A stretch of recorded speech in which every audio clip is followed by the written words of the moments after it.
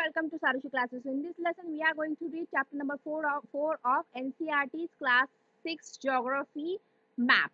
So you have learned in the previous chapter about the advantages of the globe. However, globe has limitations as well. A globe can be useful when we want to study the earth as a whole. But when we want to study only a part of the earth as about our country, states, districts, towns and villages, it is a little help. In such a situation, we use maps. A map is a representation or a drawing of the earth's surface or a part of it drawn on a flat surface according to a scale. But it is impossible to flatten a round shape completely. We find that maps are useful to use for we find that maps are useful to us for various purposes.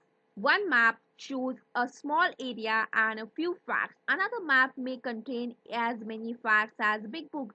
When many maps are put together, we get an atlas. And atlases are of various sizes, measurements drawn on different scales, and maps provide more information than a globe. So they are of different types. Some of them are described below. So, first is the physical map. So, maps showing natural features of the earth such as mountains, plateaus, plains, rivers, ocean, etc. are called physical or relief maps. Then comes political maps. So, maps showing cities, towns and villages and different countries and states of the world with their boundaries are called political maps. And then comes thematic maps. Some maps focus on specific information such as road maps, rainfall maps, maps showing distribution of forests, industries, etc. are known as thematic maps. Suitable titles are given on the basis of information provided in these maps. So there are three components of maps like distance, direction and symbol. First component, distance. Maps are drawings which reduce the entire world or a part of it to fit on a sheet of paper. Or we can say maps are drawn to reduce scales, but this reduction is done very carefully so that the distances between the places is real.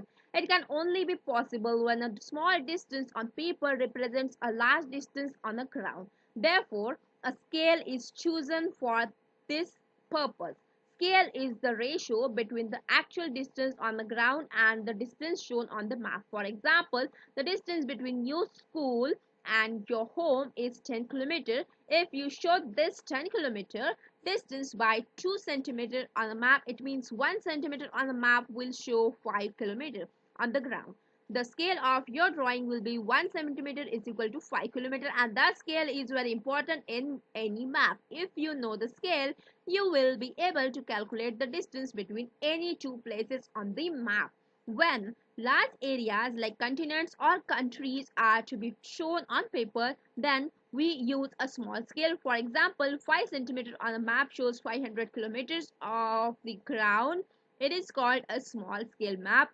And when a small area like your village or town is to be shown on paper, then we use a large scale, that is 5 centimeter, and the map shows 500 meters only on the ground. It is called a large scale map. Large scale maps give more information than small scale maps.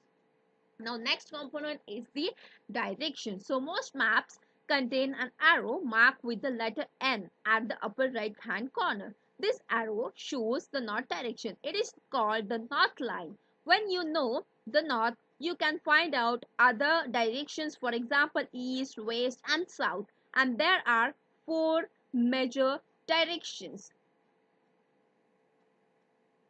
like north, south, east and west. So here you will see north, south, east and west, then northeast, southeast, southwest and northwest. So other four intermediate directions are northeast, southeast, southwest and northwest. We can locate any place more accurately with the help of these intermediate directions.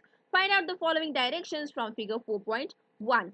The direction of the community center, the playground from Vikas house, the direction of school from shops. We can find out the direction of the place with the help of the compass. It is an instrument used to find out many directions. Its magnetic needle always points towards north south direction. So here is the compass, and in this figure we can, by looking at this figure, we can definitely find out the distances of the places.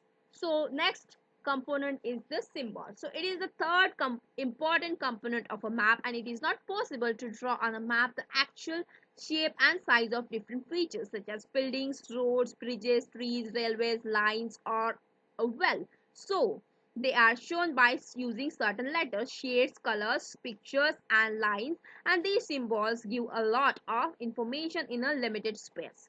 With the use of these symbols, maps can be drawn easily and are simple to read. Even if you don't know the language of an area and therefore cannot ask someone for directions, you can collect information from maps with the help of these symbols, and maps have universal language that can be understood by all. There is an international agreement regarding the use of these symbols, and these are called conventional symbols. Some of the conventional symbols are shown in this figure, like railway line. Here you will see the broad gauge, meter gauge, and railway station. Then the roads, metal road and unmetal road. Then the boundaries like international city, then state boundaries and district boundaries. Here you will see the symbol for river, then the symbol for well, then tank, then canal and bridge, and here is the symbol for temple, church, mosque, chhatri, and here is the PO for post office, post and telegraph office, PTO, and PS for police station, and here is the symbol of the settlements, and here is the symbol of the graveyards, and here you will see the symbol of trees and grasses. So various colors are used for the same purpose. For example, generally blue is used for showing water bodies, brown for mountains, yellow for plateaus, and green is used for plains. So here in this, this is basically a map and Sundarpur village and its surrounding area. So this is a map. You can see here is the road and things have shown. So basically it's what is the difference between the sketch and the map. So let's have a look at the information of sketch first. A sketch is a drawing mainly based on the memory and spot observation and not to the scale. Sometimes a rough drawing is required of an area to tell where a particular place is located with respect to other places. Suppose you want to go to your friend's house but you don't know the way. Your friend may make a rough drawing to show the way to his house, and such a rough drawing is drawn without scale and is called as a sketch map.